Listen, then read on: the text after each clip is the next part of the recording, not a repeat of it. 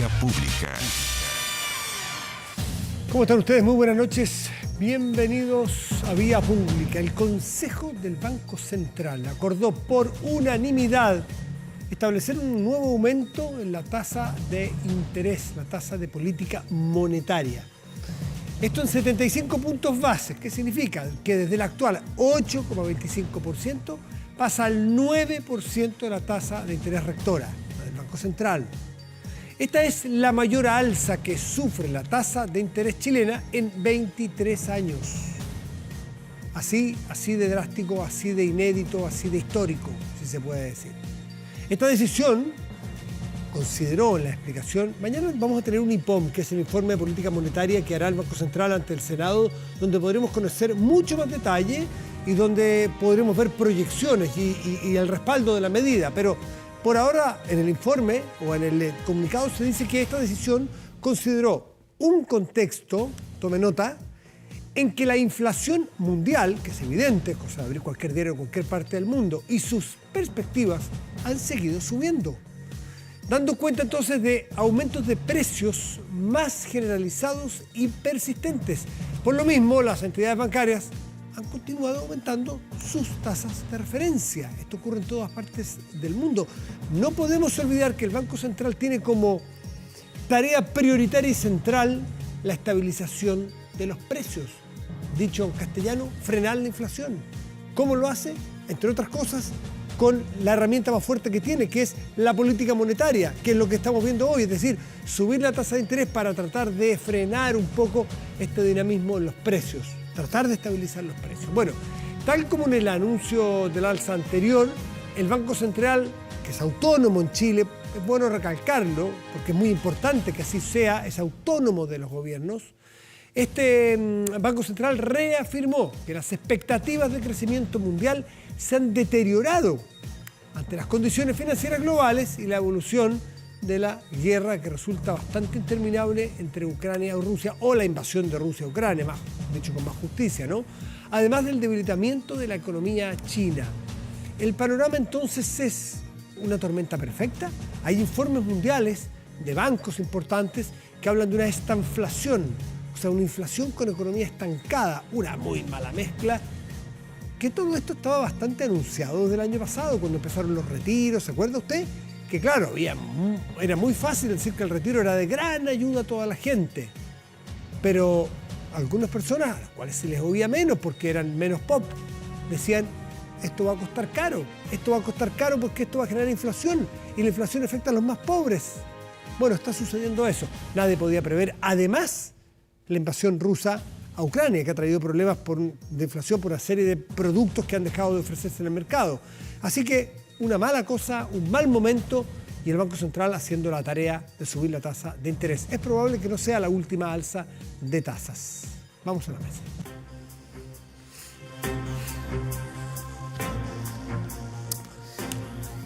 Vamos a cambiar radicalmente de tema. Recordará usted hace unos 3 años un fiscal que hacía mucho ruido, que sonaba mucho, que estaba en muchos temas muy distintos, de alta connotación pública, Emiliano Arias. En su momento fue, cuando estaba en momentos peak de varias de sus investigaciones, se lo preguntaremos, fue acusado por sus pares, o por uno de sus pares, le hizo una denuncia por corrupción, por hechos de corrupción.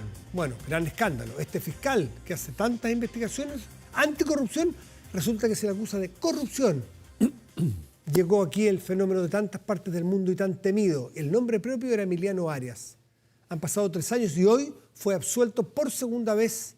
Entre medio, además, tuvo una absolución de la Corte Suprema porque el fiscal nacional intentó removerlo de su cargo. Está Emiliano Arias esta noche con nosotros. Emiliano, fiscal regional de O'Higgins.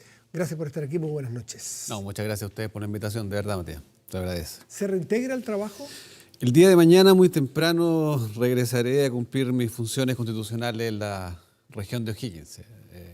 La verdad que he estado 3 años imposibilitado de ejercer mis funciones, de modo que tengo muchas ganas de volver a la región, a poder hacer lo que tengo que hacer, perseguir delincuentes, proteger víctimas. ¿Qué fue de las múltiples investigaciones en que usted tenía, bueno, algunas de ellas me imagino muy avanzadas, abrochadas, que se las sacaron de las manos? ¿Qué fue de ellas? Mira, fíjate que eso viene como con la introducción, es casi de manual y ha ocurrido en muchas partes del mundo que a fiscales anticorrupción, ¿cómo se sacan? Haciendo la denuncia falsa, o sea, transformando al fiscal anticorrupción en corrupto. Afortunadamente en Chile, en un plazo que yo habría querido mucho más breve, pero no fue así, en 3 años ya se demostró mi total y absoluta inocencia. La acusación es falsa o carente de fundamento. La consecuencia primordial que tuvo esa acusación, que de partida era falsa, o sea, no iba a tener un futuro judicial, y eso lo sabían quienes efectuaron la denuncia, la consecuencia inmediata que era posible prever por parte de quienes hicieron estas denuncias era que me iban a quitar las investigaciones. Hay comunicaciones precisamente entre aquel fiscal y el fiscal nacional de que esa era la consecuencia inmediata, de que me iban a sacar esas investigaciones. ¿Fiscal Moya? Fiscal Moya y el fiscal Abbott. ¿Lo acusó usted? Claro. Y el fiscal Abbott es el superior jerárquico. El superior jerárquico, el fiscal nacional, o sea, quien tiene la autoridad, la potestad disciplinaria, o sea, quien puede suspenderme y quien tiene la facultad también en nuestra ley orgánica constitucional de asignar las investigaciones que tiene un fiscal regional a otro fiscal regional. Pues bien, ese efecto se produjo inmediatamente y ahí todas las investigaciones que tenía bajo mi cargo, como nombrar algunas, el tema de las listas de espera, los casos de encubrimiento en el interior de la Iglesia Católica, y otras más, digamos, de corrupción fueron reasignadas a otros fiscales regionales y estas fueron separadas, que es lo que en definitiva... ¿Desagregadas? Desagregadas y separadas, lo que produce desde ya y por ese solo hecho, primero una demora indiscutible en su tramitación, por cuanto además también se quitó a mi equipo de investigación, no solo a mí, o sea, un equipo nuevo, una demora y la desagregación sin duda produce un debilitamiento, o sea, en investigación penal, y eso está en la ley además, o sea, no se puede desconocer. En la investigación penal, para que las investigaciones complejas fructifiquen y lleguen a resultados, se tienen que unir, no se tienen que separar. Es lo que hizo, por ejemplo, Sabachaguán con las investigaciones de financiamiento ilegal de la política, en las que ocurrió lo mismo. Recordemos que cuando asumió el nuevo fiscal nacional, se separaron. ¿Y Sabachaguán las había juntado? Él la había juntado toda en su persona y en aquella época había formado un primer equipo que estaba compuesto por Carlos, Gajardo, Pablo Norambuena y conmigo. Y todos teníamos una misma mano, un mismo control, una misma dirección. Si te fijas que sea el fiscal nacional el que esté a cargo, además tiene una mayor fiscalización. ¿Puede que a un fiscal, alguien le haga una denuncia, a un ciudadano le haga una denuncia de que el fiscal es un corrupto? Bueno, puede tener puede generar ruido, pero que lo haga otro fiscal y también participe de esa acusación porque pide la remoción el fiscal nacional. Claro. Primero, me imagino que generará mucho dolor particular que sea un par, pero ¿qué efecto real tiene eso? Ese efecto real es un efecto mediático. Es un efecto mediático que es lo que se buscaba en un primer momento y de lo que se fue sucediendo después con el sinnúmero de investigaciones administrativas, porque no son solo las penales las que fui objeto, sino que este sinnúmero de investigaciones administrativas, lo que yo entiendo que buscaban era que tirara la esponja en un momento determinado, que renunciara, que también están las comunicaciones. ¿Usted la intención, de Moya y Abbott de favorecer a las personas que usted estaba investigando? No sé si favorecer, pero a ver... Para tener esa opinión... Usted dice sí. Desagregar para que pierda fuerza la acusación que usted tendría, me imagino, relativamente avanzada. Como ciudadanos, los que están viendo en su casa dicen, o sea, este fiscal que mañana se reinicia después de haber sido declarado inocente por segunda vez consecutiva, me está diciendo a mí que Moya y que Abbott, cuando el señor que está aquí al frente los tenía a punto a lo mejor de una formalización, se los quitó. ¿A quién favorece eso? A los que iba a formalizar. Claro. Sí. Así lo entiendo yo, disculpe. Claro. Yo tengo no, por supuesto. No, por eso le digo a aquellos ciudadanos que me están viendo que este fiscal al que miran es bastante responsable y en consecuencia yo no puedo meterme en la mente de ellos, es imposible meterme en la mente de ellos. Pero hay una consecuencia inmediata y esencial que ellos sí tenían en vista en un momento determinado. Y además que la intención, según se manifiestan, según los antecedentes de la investigación, que la que fui objeto, es que esperaban que yo renunciara. Pero yo no renuncié, porque la renuncia, aunque hubiese sido mucho más cómoda para mí, Matías. ¿Para qué querían que renunciara, Emiliano? Porque soy molesto. ¿Pero por qué era molesto? Fui molesto. ¿Molesto de qué? ¿Qué molestaba a usted? ¿Le caía mal? ¿Usted les caía mal? No creo que sea algo tan banal, digamos. Sí. Yo sé, yo es una pregunta ridícula porque no entiendo. ¿En qué les molestaba a usted, a Abbott y al fiscal Moya? Disculpe. ¿En qué les molestaba a usted? En aquello en que se me hizo la denuncia, en la forma en que yo llevaba las investigaciones. Eso ¿Por ser muy mediático? Quizás por ser muy mediático, porque precisamente esa es una de las grandes diferencias que yo tengo con el fiscal nacional, un tema de libertad de expresión. Yo creo que la Fiscalía es una institución que debe dar la cara ante la ciudadanía, explicar las razones por las cuales toma una decisión y toma otra.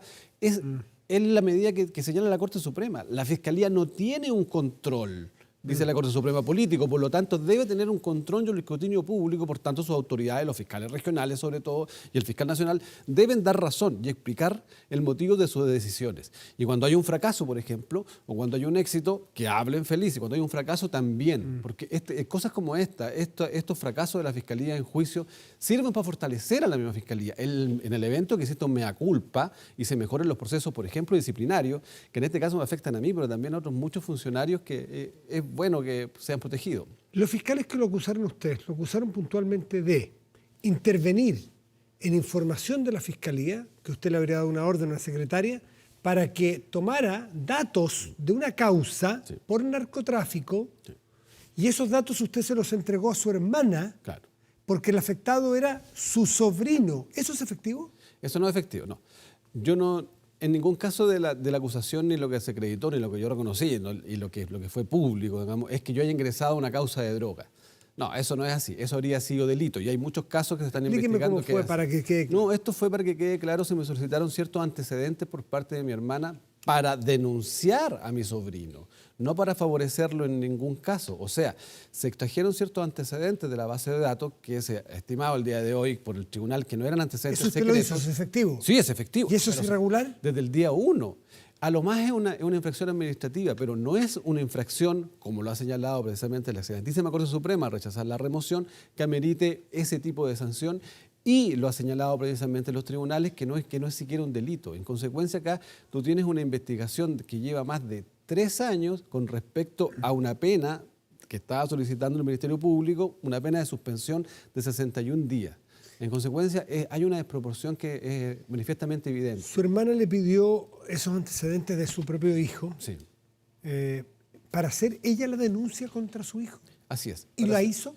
Esa denuncia fue hecha, también existe constancia, que fue lo que vio el tribunal, declaró mi cuñado, fue hecha entre ese 7, señalando expresamente que tal día, en tal fecha y en tal hora iba a cometer un delito de tráfico de drogas, que no quería ningún beneficio para su hijo y que fuera sancionado, perseguido para que no cometiera delito en el futuro.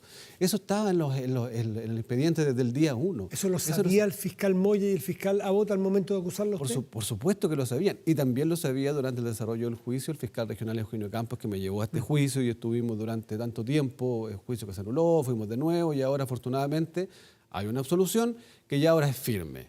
Cuando una persona es absuelta por segunda vez en un juicio oral, ya no hay posibilidad de otro juicio oral. Precisamente lo que busca la ley ahí es evitar una persecución desproporcionada y arbitraria y eterna.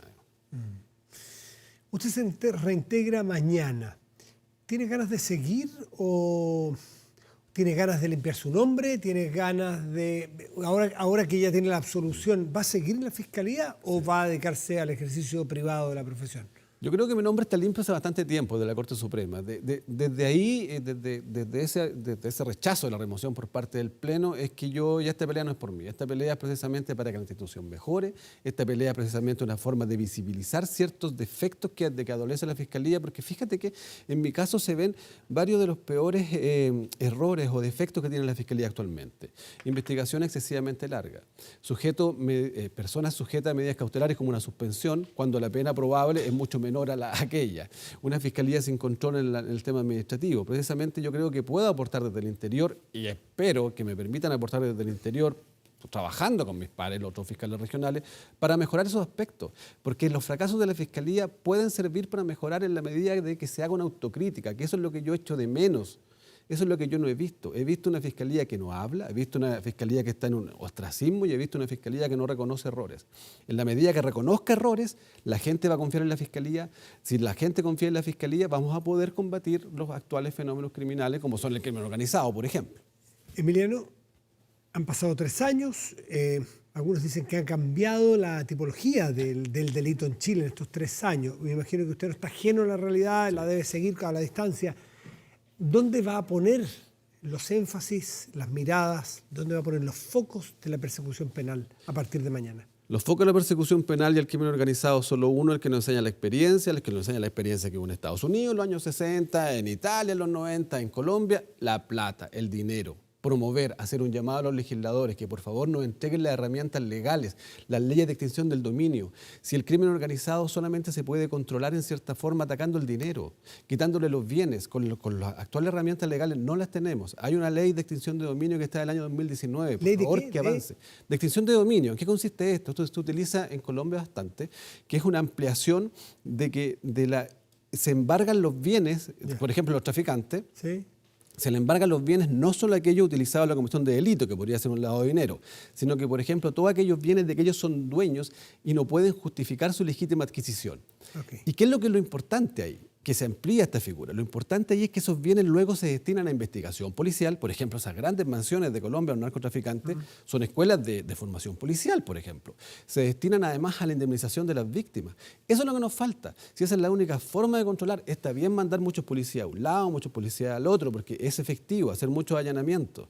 Pero los traficantes son esencialmente sustituibles. El crimen organizado solamente se puede combatir atacando el dinero. Follow the money. Follow the money. Emiliano Arias, muchísimas gracias por estar aquí esta noche. Fiscal regional de O'Higgins se integra mañana al trabajo. Muchísimas gracias, Diego. Muy buenas noches. Buenas noches. Pausa y volvemos.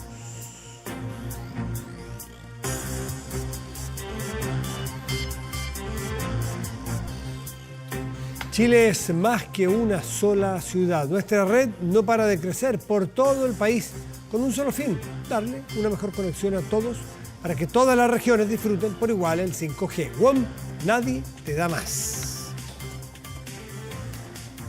El domingo estuvimos conversando aquí en Estado Nacional con el ministro secretario general de la Presidencia, Giorgio Jackson. Había hecho una entrevista también ese mismo día en el diario El Mercurio, en ambas coincidiendo con una idea que en su base tenía por idea central en que si gana el rechazo en el plebiscito del 4 de septiembre, se hace más difícil, o incluso puede ser un obstáculo, para desarrollar el programa de gobierno del presidente Boric, un gobierno que está recién entrado, así que hay que decirlo. Y eso tuvo repercusiones, entre ellas no solamente de la oposición, de parlamentarios oficialistas. Está con nosotros esta noche el presidente de la Cámara de Diputados, el diputado PPD, Raúl Soto. Diputado, buenas noches y gracias por estar aquí. Muy buenas noches, Matías, y gracias por la invitación. ¿Qué le parece a usted estos términos o esta explicación que da el ministro Jackson? A ver, en principio, la verdad, me preocupó las primeras declaraciones, que después fueron de cierta manera un poco atenuadas, cosa que me parece correcto, porque yo creo que la primera responsabilidad de un gobierno, ¿verdad?, es dar certeza del cumplimiento de sus compromisos de campaña y de la ejecución de su programa de gobierno, más allá de cualquier otra externalidad, ¿verdad? O sea, lo que tenemos que hacer hoy día es trabajar en la construcción de las mayorías y los consensos que se requieren para hacer viables las reformas y el programa de gobierno. Y por lo tanto, tú no puedes a priori delegar 100% la responsabilidad respecto de la ejecución o no de ese programa en un evento externo que no depende exclusivamente del devenir del gobierno, como es efectivamente el plebiscito que va a ser decidido finalmente por el pueblo de Chile el día 4 de septiembre. Entonces, mi preocupación era que se diera una señal de incerteza, de ingobernabilidad hacia el futuro, dependiendo del resultado que hubiera en el plebiscito. Y yo creo que, muy por el contrario, lo que hay que garantizar es, bueno, vamos a hacer todos los esfuerzos que estén a nuestro alcance para construir mayorías transversales y dar viabilidad al programa de gobierno, a las transformaciones, a las reformas que se han propuesto. Y eso significa que el día 4 o 5 de septiembre nos vamos a enfrentar a dos posibles realidades y en función de esas realidades nosotros vamos a tener que tener la responsabilidad de actuar para garantizar aquello. Vamos por parte. Una declaración como esta, algunos la leyeron como perder la neutralidad, la prescindencia de parte del gobierno, poniendo, por así decirlo, la apuesta mayoritaria de las fichas más en el apruebo que en el rechazo de parte del gobierno. ¿Usted lo leyó así? Una suerte de presión de parte del ministro de decir, bueno, si no gana la opción que me gusta a mí, es más difícil de cumplir nuestro programa, que fue elegido en gran mayoría por el pueblo hace muy pocos meses. ¿Usted lo ve así? No, yo no lo vinculo al tema del cumplimiento no del principio de prescindencia. Yo creo que eso no está bajo ningún punto de vista en cuestionamiento, sino que más bien es, en definitiva, cómo le damos certeza a la población de que vamos a tener gobernabilidad, cualquiera sea el resultado, ¿verdad? Habiendo dicho que no es la primera, pasamos a la segunda, que está concatenada. ¿Usted quiere decir, para decirlo en buen chileno, que teme que esto sea un parche antes de la herida para las cosas que no se puedan cumplir? Porque también hay que constatar que la realidad es muy compleja, porque los proyectos de ley pasan por el Parlamento, y en el Parlamento el gobierno no tiene mayoría en las cámaras. Entonces, ¿usted cree que está poniéndose el parche ante la herida por si no logra acuerdos y pasar los proyectos de ley por el Parlamento? Bueno, así puede ser leído por la ciudadanía, y eso efectivamente es lo que nos preocupa, Matías, porque ese era el estado del arte y la realidad que teníamos al momento de la elección presidencial y el momento de la construcción del programa de gobierno. Y nosotros sabemos que es en función de eso sobre lo cual tenemos que actuar, ¿verdad?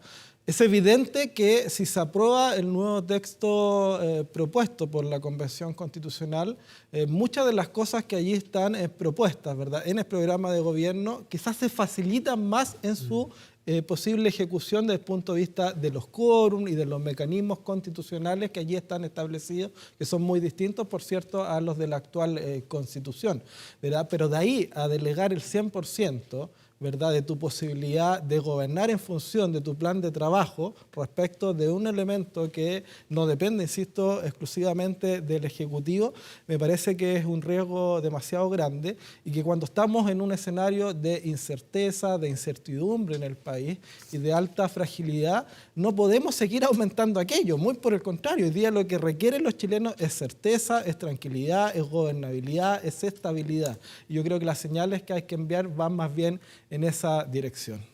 El fin de semana me leí una entrevista, usted la habrá leído también, en el diario La Tercera, o el Mercurio fue, no me acuerdo, me disculpan, a Íñigo Rejón, que es uno de los fundadores de Podemos en España, un inspirador de alguna manera del Frente Amplio. Usted no participa del Frente Amplio, pero está en gobierno con el Frente Amplio y en el gobierno del presidente Boric.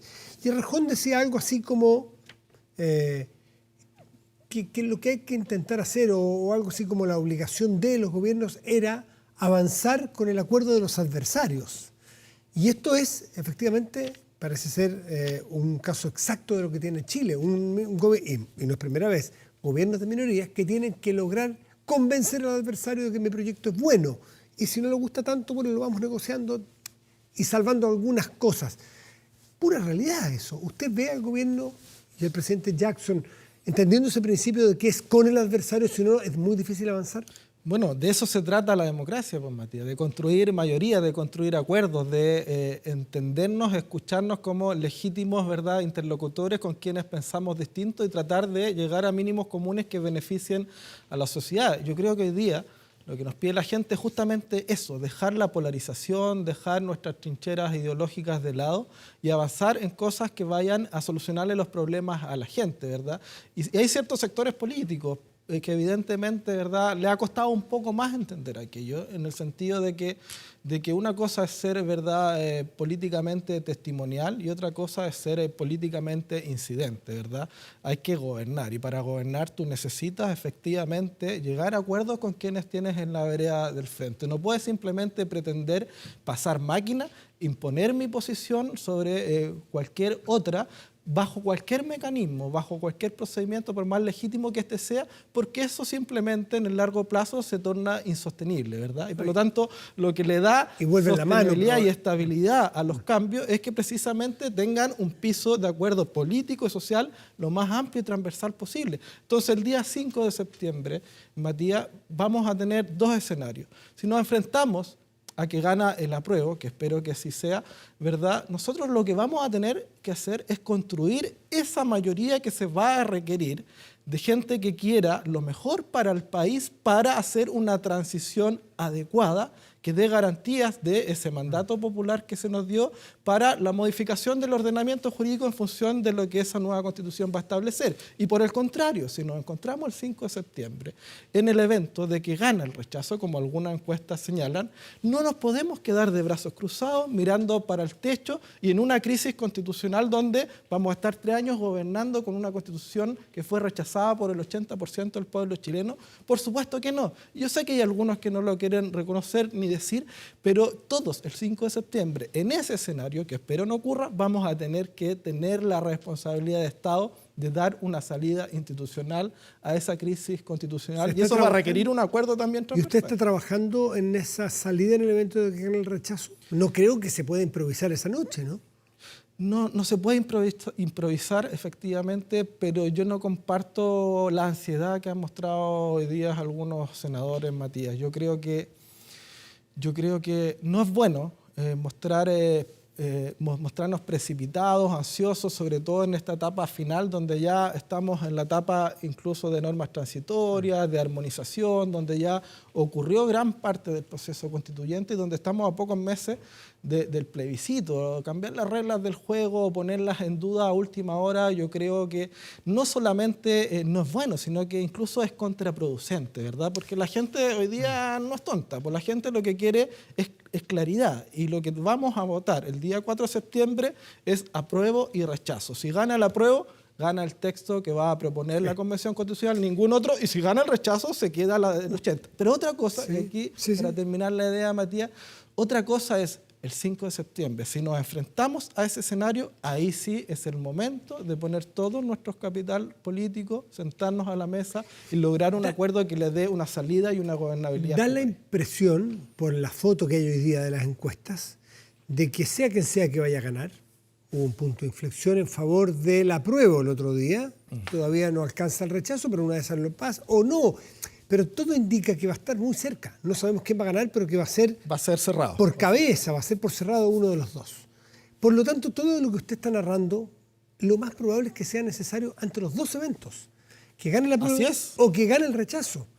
Se va a necesitar buena voluntad, amistad cívica, propósito común, porque si no, esto se puede transformar en la famosa grieta que viven los argentinos hoy día. Y eso claramente no favorece a nadie, genera más revanchismo. Hoy ganas tú, mañana gano yo, y espérate, ya me va a tocar. Y así los países van cuesta abajo en la rodada. Efectivamente, yo comparto eso. Cualquiera de los dos escenarios vamos a necesitar ese acuerdo transversal para la transición y la bajada constitucional o para ese nuevo acuerdo que dé una salida institucional a la crisis que vamos a tener si es que se rechaza. Y desde esa perspectiva yo veo espacio. A pesar de toda la atomización que hay en el Congreso hoy día, que hay mayor polarización, que los extremos también han crecido, yo creo que eso nos ha obligado también a mirarnos, a escucharnos, a entendernos en nuestras diferencias y a entender que vamos a tener que pensar en el país y que eso va a implicar que muchos sectores que probablemente en el pasado no estuvieron en disposición a un diálogo real para llegar a acuerdos en temas de fondo, como puede ser cambios en derechos sociales, cambios de modelo, incluso pasar, ¿verdad?, del Estado subsidiario al Estado social y democrático de derecho. Hoy día sí, efectivamente, podamos concurrir a una posibilidad como aquella. Y yo veo, por ejemplo, un espacio hoy día bastante nítido de que, ya sea para hacer esa bajada constitucional respetando la voluntad popular si gana el apruebo o para ese acuerdo de salida institucional si gana el rechazo, podamos tener o construir un acuerdo perfectamente desde el Frente Amplio hasta la UDI hoy día. O sea, yo en ese mundo he escuchado de distintas voces la posibilidad de construir esos acuerdos en ambos casos. Ojalá se sumen todos, por cierto, pero al menos allí yo creo que hay una posibilidad. Por último, diputado Raúl Soto, como presidente de la Cámara de Diputados, pero no en ese papel, disculpe. Usted es partidario del apruebo, evidente, manifiesto, explícito. ¿Usted de los del apruebo que le gusta cómo está quedando la Constitución o es del apruebo para reformar? Y quiero agregarle la pregunta para que hagan un dos por uno. ¿Cómo estima que está quedando, porque todavía no pasa a pleno ni se aprueba en comisión, la posibilidad de reforma que va a tener la Constitución si es que se aprueba? Mire, yo creo que tenemos que tomar conciencia, Matías, de que si hay algo que no puede pasar es que todo siga igual. O sea, tuvimos una crisis social Esa crisis social sigue allí. La desigualdad, la injusticia, el abuso, el concepto de dignidad, la justicia social, todas esas cosas siguen ahí. Están hoy día en el congelador debido a la pandemia. Pero si simplemente nos seguimos golpeando la espalda entre nosotros, quienes estamos en los distintos sectores políticos o en el Congreso, y no entendemos esa realidad y la asumimos como propia para cambiarla, ¿verdad? Eso significa que vamos a tirar a cualquier lado el destino de este país. Y no queremos eso. No queremos eso. Yo soy de los que cree que se requiere un cambio y desde esa perspectiva hay cosas que a mí me hacen que sea imposible farrearnos esta oportunidad. Ya. O sea, ¿cómo no va a ser? ¿Cómo no va a ser es apruebo? Por eso. ¿Pero es apruebo para reformar incluso lo que está quedando o porque le gusta cómo está quedando? Mire, ¿cómo no va a ser relevante terminar el Estado subsidiario para pasar a un Estado social y democrático de derecho a un Estado de bienestar? ¿Cómo no va a ser importante garantizar un catálogo de derechos sociales que puedan desde el Estado establecer un piso mínimo de dignidad para todos y todas? Esos son elementos que desde la centroizquierda, desde el progresismo, han sido demandas sentidas de mucho tiempo. Y renunciar a eso hoy día me parece absolutamente contraproducente. No hay ningún interés corporativo que pueda estar por encima de eso. Ahora, hay cosas donde probablemente se pasaron 1, 2 y hasta 3 pueblos. Y eso hay que decirlo con ¿Sistemas políticos, por ejemplo? Pero por supuesto. Si aquí, mire, ¿y eso hay que reformar el sistema político? Mire, yo no... Porque ustedes van a tener facultad, si es que ganan la prueba, el mismo 5 de septiembre, de iniciar un proceso de yo creo que reformarlo. la propuesta de texto constitucional tiene todo lo que se requiere para el cambio que Chile necesita. O sea, contiene lo necesario, pero el problema es que contiene más de lo necesario. Se pasaron 3 pueblos. Se pasaron ¿En qué se pasó 3 pueblos en la convención?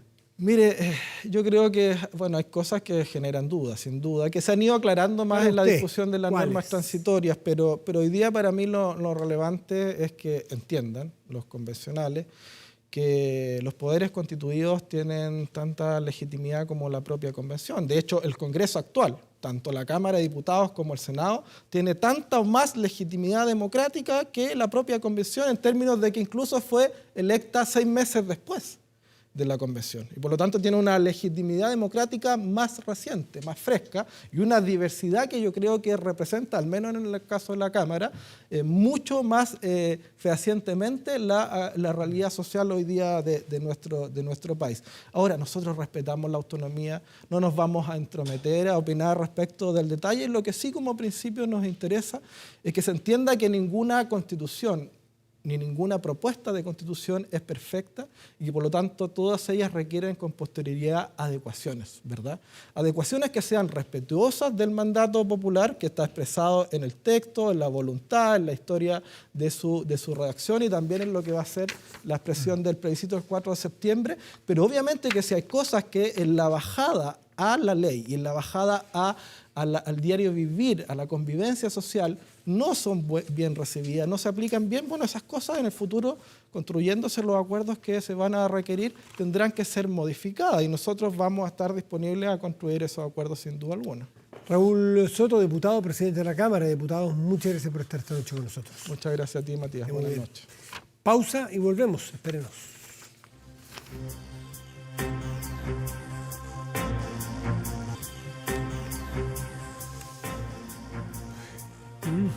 Sí, bueno, la verdad que vamos a revisar de inmediato las...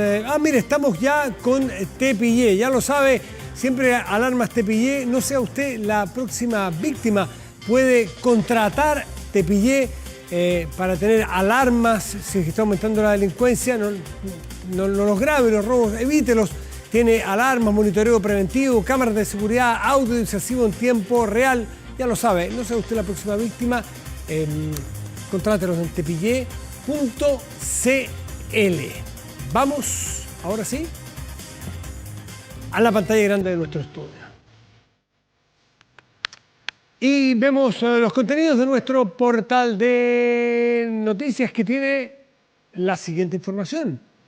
Todas retroceden en el plan sanitario. Todas. MinSal anuncia cambios en 15 comunas desde este jueves. Vea cuáles son. Ahí están, 24horas.cl. Revisamos el tiempo. La temperatura de este momento en la región metropolitana es de, vamos a ver de inmediato, 6 grados y 2 décimas y el cielo está despejado. Para mañana y pasado en esta región deberemos esperar cielo parcial ambos días. Mañana miércoles 18 grados de máxima probable, el jueves 20 grados de máxima probable. Otras dos regiones del país. Arica, en la región de Parinacota, Arica y Parinacota, extremo norte de nuestro país, nublado con 19 grados la máxima. En tanto, en Iquique, un poco más al sur, región de Tarapacá, tendremos cielo nublado y una máxima probable de 17 grados. Hoy el cantante que escuchamos de fondo cumple 65 años. Hablamos del dominicano Juan Luis Guerra, hiperreconocible, ¿no? Cantautor, músico, productor musical, quien ya ha vendido más de 30 millones de discos, que ha ganado numerosos premios, entre ellos 27 Grammys latinos, 2 Grammys en Estados Unidos, 3 premios Latin Billboard. Su carrera comenzó en 1985 y sigue vigente hasta hoy. De fondo escuchamos Ojalá que llueva café, primer sencillo de su álbum que lleva el mismo nombre, lanzado en 1989. Eso se llama vigencia larga, ¿no? Disco con el que obtuvo reconocimiento internacional. Juan Luis Guerra es uno de los artistas latinos más reconocidos internacionalmente de la última década. Él es generalmente asociado con la bachata, ese es el tipo de música popular dominicana. Con Juan Luis Guerra nos despedimos de Vía Pública, deseamos que tenga muy buenas noches y gracias por venir.